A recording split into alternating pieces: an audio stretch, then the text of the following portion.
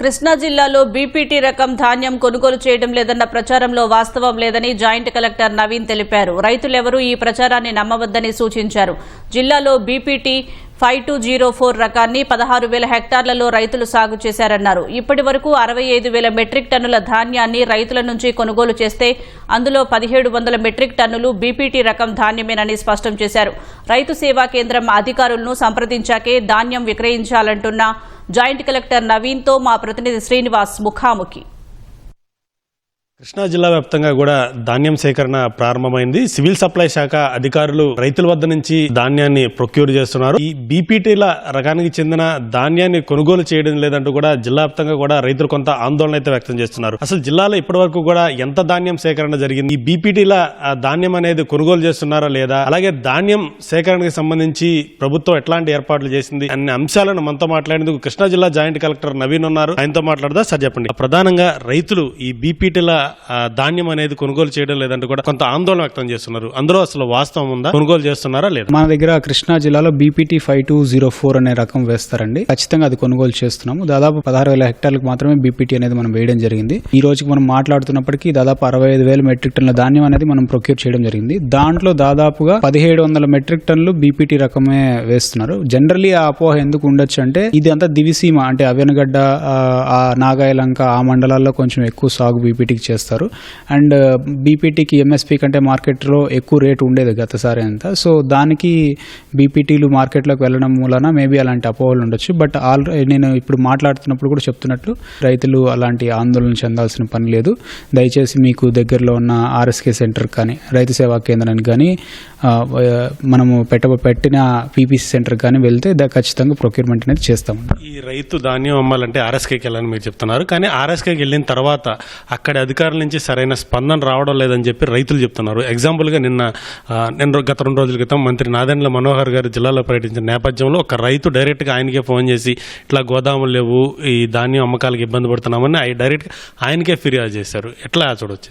చలసాని చంటిబాబు అంటారు ఆయన. సో ఆయన మంత్రి గారికి మార్నింగ్ ఫోన్ చేశారు. ఆ రోజు రాత్రి ఆయన ఒక హార్వెస్టర్ తీసుకొచ్చి దాదాపు ఆయనకున్న 14 ఎకరాల్లో 7 ఎకరాలు అనేది హార్వెస్టర్ ద్వారా ప్యాడీ ధాన్యం అనేది మనకు బయటకు తీసుకొచ్చారు. ఆయనకి మిగిలిన 7 ఎకరాలు కూడా ఉంది. ఆ 7 ఎకరాలు కూడా చేయడానికి ఆ రోజు సాయంత్రం వరకు కూడా పట్టింది. జనరల్లీ మనము ఒక నామ్ ఉంటుంది, కొన్ని ఎఫెక్టివ్ స్టాండర్డ్స్ ఉంటాయి అనమాట. దానికోసం మనము తేమ శాతం ఒక 17% వరకు రావాలి, అలాగే తప్పాతోలు ఇవన్నీ ఉండకూడదు. సో జనరల్లీ మనం షెడ్యూలింగ్ ఎలా చేస్తామంటే, మీరు ఇప్పుడు వాతావరణం అంతా అనుకూలంగా ఉంది కాబట్టి పర్టికులర్లీ మెషిన్ హార్వెస్టర్తో ఏదైతే ధాన్యాన్ని తీస్తామో దాన్ని ఆరబెట్టుకోమనే అడ్వైజరీ మనం అగ్రికల్చర్ డిపార్ట్మెంట్ ఆల్రెడీ ఇచ్చున్నాము.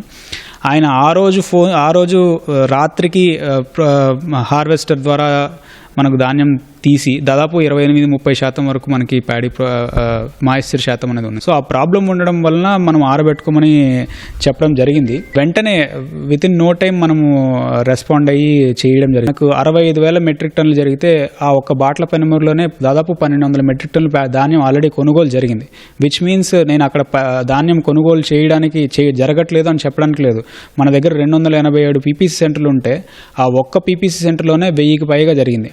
అంటే మనకు 65,000 చేస్తే ఒక పీపీసీలో 1000 జరగడం అనేది చాలా గొప్ప విషయం. దాన్ని బట్టి నేనేం చెప్తున్నా అంటే బాట్ల పెనుమూరులో ఖచ్చితంగా మనం కొనుగోలు చేసాము. మనకు గన్నీస్ కూడా ఉన్నాయి, మనం ట్రాక్టర్స్ కూడా అవైలబుల్ గా పెడుతున్నాము. సో రైతులకు మేము చెప్పేది ఏంటంటే పానిక్ హార్వెస్టింగ్ అంటే తొందరపడి ఇమ్మెచ్యూర్ ప్యాడీని హార్వెస్ట్ చేయడము, లేకపోతే బాగా తడి ధాన్యాన్ని తీసుకురావడము అనేది కొంచెం తగ్గించుకోవాలని చెప్పేసి మనం రైతులకి మీ ద్వారా తెలియజేస్తున్నాం. జిల్లా వ్యాప్తంగా కూడా ఈ ధాన్యం రవాణాకి ట్రాన్స్పోర్టేషన్కి ఎట్లాంటి ఏర్పాట్లు చేశారు సార్? ఎన్ని వెహికల్స్ పెట్టడం జరిగింది?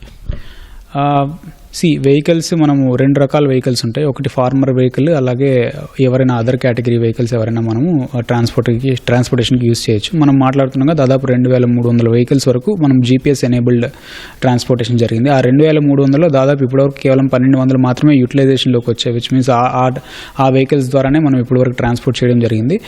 ఇంకా కూడా కంటిన్యూస్గా మనము జీపీఎస్ ఎవరైతే వస్తున్నారో జీపీఎస్ ఎనేబుల్ చేసి దాన్ని రిజిస్టర్ చేసుకుంటున్నాము. జిల్లా వ్యాప్తంగా కూడా ఎంతమంది మిల్లర్స్ ఇప్పుడు ధాన్యం కొనుగోలు చేస్తున్నారు సార్. అలాగే గతంలో ఈ ధాన్యం అనేది పక్క జిల్లాలకు కూడా, కృష్ణా జిల్లా నుంచి పక్క జిల్లాలకు కూడా తరలించేవారు. ఇప్పుడు అది జిల్లాకే పరిమితం అవడం వల్ల ధాన్యం సేకరణ అనేది కొంత ఆలస్యం అవుతుందంటూ కూడా రైతుల నుంచి ఒక అభిప్రాయం అయితే వ్యక్తం అవుతుంది. దీన్ని చక్కదిద్దే చర్యలు ఏమైనా చేపట్టే అవకాశం ఉందా? జిల్లాలో దాదాపు 165 మిల్స్ ఉన్నాయండి. దాంట్లో 75 డ్రయర్ మిల్స్, మిగిలినవి non dryer mills. Dryer mills అంటే తేమ ఉన్న వరిని, ధాన్యాన్ని తీసుకొస్తే దాన్ని ఆరబెట్టుకొని మిల్లింగ్ చేసే కెపాసిటీ ఉన్న మిల్స్ 75 మాత్రమే ఉన్నాయి. ఇప్పుడు వచ్చే ప్యాడీ అంతా కొంచెం తడి ధాన్యం ఉంది కాబట్టి కొంచెం ప్రెషర్ అనేది మిల్లర్స్ మీద కూడా ఎక్కువ ఉంది. అంటే కేవలం దాదాపు 120 మిల్స్ వరకు మాత్రమే ఇప్పుడు వర్కింగ్లో ఉన్నాయి. మిగిలినవన్నీ నాన్ డ్రయర్ మిల్స్ కాబట్టి అవి కొంచెం ఇంకా అందుబాటులోకి రాలేదు.